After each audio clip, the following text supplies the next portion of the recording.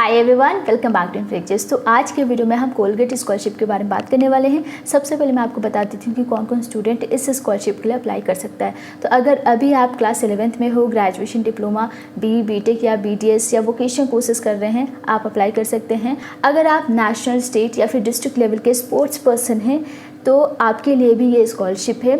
And अगर आप under privileged student को एजुकेशन प्रोवाइड कर रहे हैं, स्पोर्ट्स ट्रेनिंग प्रोवाइड कर रहे हैं, तो उस केस में भी आप इस कोलगेट स्कॉलरशिप के लिए अप्लाई कर सकते हैं। तो अगर आपने ऑलरेडी किसी गवर्नमेंट स्कॉलरशिप के लिए अप्लाई कर लिया है तो भी आप इस कोलगेट स्कॉलरशिप के लिए अप्लाई कर सकते हैं, क्योंकि ये एक प्राइवेट स्कॉलरशिप है जो कि एनजीओ के द्वारा दिया जा रहा है। तो सबसे पहले मैं आपको बता दूँ ये जो स्कॉलरशिप है ये क्यों और इनका क्या एम है स्कॉलरशिप देने का। तो बेसिकली इनका मेन एम यही है कि वो फाउंडेशनल सपोर्ट प्रोवाइड करना चाहते हैं हर एक इंडिविजुअल को जो डिज़र्विंग है, मेरिटोरियस है, but just because of some reason वो अपने ड्रीम को पूरा नहीं कर पा रहे हैं, तो उस केस में वो फिनेंशियली सपोर्ट करना चाहते हैं। और फिनेंशियल सपोर्ट के साथ साथ वो मेंटोरशिप एंड करियर गाइडेंस पे भी फोकस करना चाहते हैं। ठीक है, तो जो भी डिज़र्विंग कैंडिडेट्स हैं उन्हें ये स्कॉलरशिप ज़रूर मिलेगा। अब यहाँ पे जितनी भी हमने बताया आपको, like class 11th, graduation, diploma, BTech, इन सभी के लिए अलग अलग एप्लीकेशन फॉर्म है। मैं आपको बताऊँगी कि किस स्टूडेंट को कौन सा अप्लाई करना है। ठीक है, तो सबसे पहले यहाँ पे हम कुछ कंडीशंस देख लेते हैं क्या क्या चीज़ें दी गई हैं। तो इस प्रोग्राम के अंडर टोटल 6 स्कॉलरशिप्स हैं।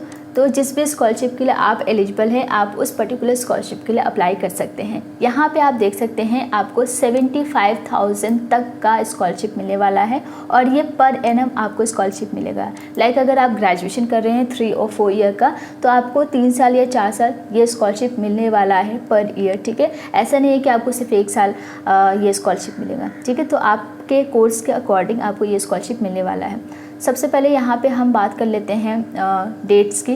तो आपका ये जो एप्लीकेशन ये 3 अप्रैल 2020 से ही स्टार्ट हो चुका था और आपकी जो लास्ट डेट है वो 31 जुलाई 2021 है। तो ये 2020 सेशन वाले स्टूडेंट्स के लिए है। आगे मैं एलिजिबिलिटी कंडीशन बताऊँगी तो वहाँ पर आपको क्लियर हो जाएगा।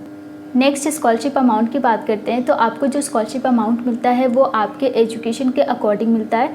लाइक अगर आप क्लास 11th के लिए अप्लाई करते हैं देन आपको 20,000 पर ईयर स्कॉलरशिप मिलता है और ये 2 साल के लिए होता है। आपको class 11th and class 12th के लिए ये स्कॉलरशिप मिलता है। ठीक है, अगर आप ग्रेजुएशन या डिप्लोमा के लिए अप्लाई करते हैं देन 30,000 पर ईयर 3 साल के लिए स्कॉलरशिप मिलता है। और अगर आप बीडीएस या इंजीनियरिंग कोर्सेज के लिए अप्लाई करते हैं लाइक बीटेक देन आपको 30,000 पर ईयर 4 साल के लिए ये स्कॉलरशिप मिलता है।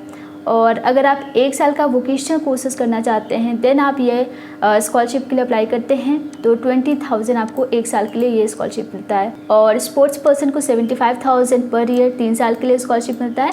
एंड अगर आप किसी इंडिविजुअल्स की हेल्प कर रहे हैं एजुकेशन सेक्टर में या फिर स्पोर्ट्स ट्रेनिंग सेक्टर में या कोई भी ऐसी एक्टिविटीज़ कर रहे हैं देन आपको 75,000 पर ईयर 2 साल के लिए मिलता है। ठीक है, चलिए नेक्स्ट हम एलिजिबिलिटी कंडीशन की बात करते हैं और इसमें आपके बहुत डाउट्स होते हैं, सो इसे बहुत केयरफुली सुनिएगा। सबसे पहले मैं आपको एक चीज़ क्लियर कर देती हूँ। यहाँ पे ये जो स्कॉलरशिप है ये 2020 सेशन स्टूडेंट्स के लिए स्कॉलरशिप है। मतलब ये कि अगर आप क्लास 11th में अभी हो, मतलब ये होगा कि आपने 2020 में 10th का एग्जामिनेशन दिया है और 2020 में आपका क्लास 11th में एडमिशन हो चुका है। ठीक है, तो अभी आप क्लास 11th में एनरोल्ड हो चुके हैं।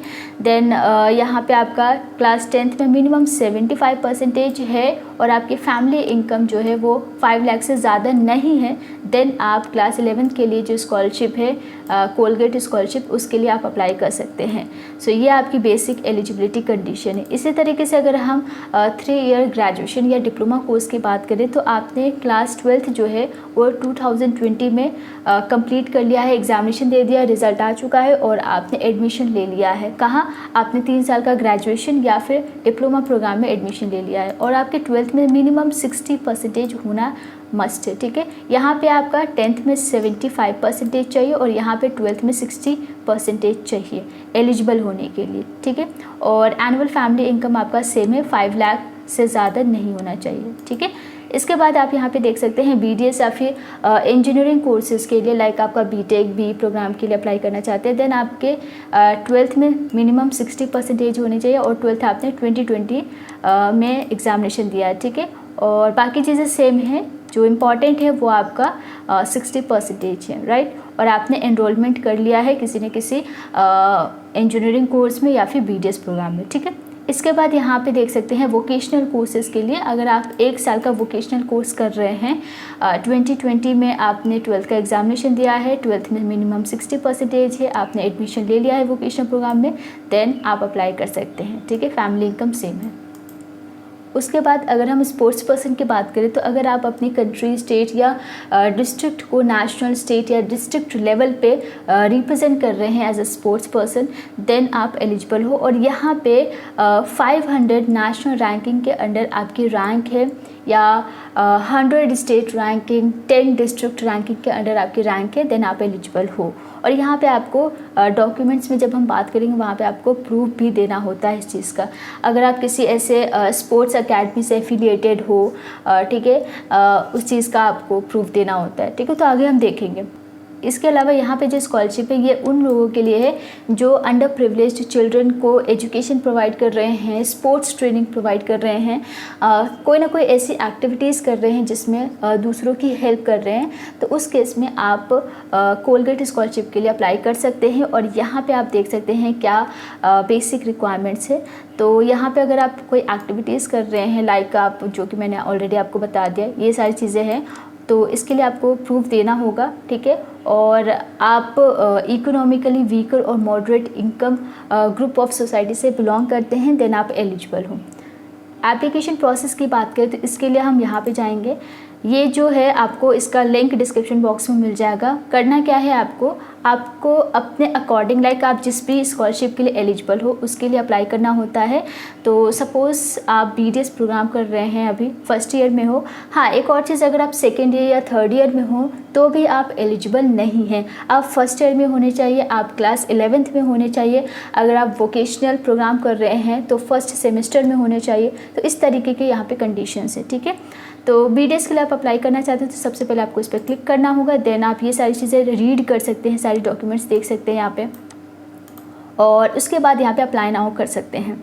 सबसे पहले आपको रजिस्ट्रेशन करना होता है। ऑलरेडी अगर आपने रजिस्ट्रेशन कर लिया है देन आप यहाँ पे लॉगिन करके सीधे अप्लाई कर सकते हैं, और अगर नहीं किया है तो सबसे पहले आपको रजिस्ट्रेशन करना होता है। जैसे आप यहाँ पे अप्लाई नाउ क्लिक करेंगे देन यहाँ पे आपको रजिस्टर करना होता है।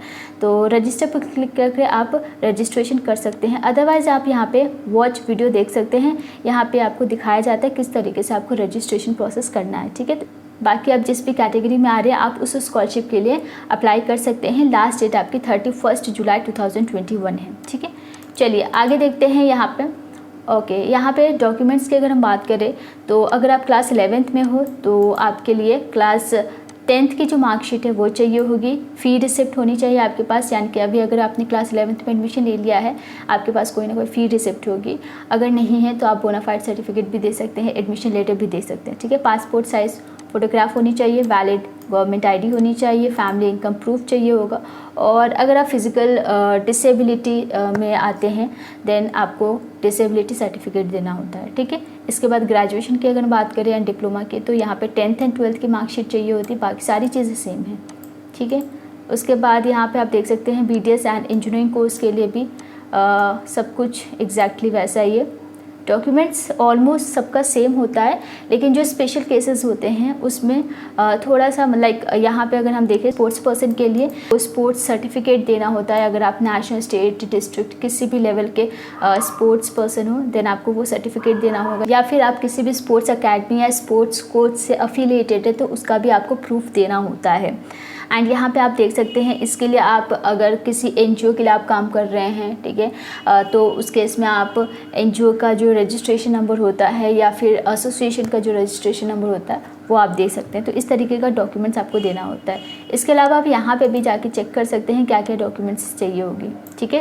तो जिस भी कैटेगरी में आ रहे हैं आप उसका पूरा जो भी डॉक्यूमेंट्स है वो आप देख पाएंगे। सो जितने भी बेसिक डिटेल्स है वो मैंने आपको बता दिया है, और इसके अलावा कोई भी आपको एप्लीकेशन फ़ी नहीं देनी है इस स्कॉलरशिप के लिए अप्लाई करने के लिए। सो स्टिल कोई डाउट है आप हमें कमेंट बॉक्स में पूछ सकते हो, और वीडियो को शेयर कर सकते हैं। चैनल को अभी तक सब्सक्राइब नहीं किया तो सब्सक्राइब करने के साथ नोटिफिकेशन ऑन कर लीजिएगा अगर आप ऐसे ही स्कॉलरशिप से रिलेटेड या करियर रिलेटेड वीडियो देखना चाहते हैं, ठीक है।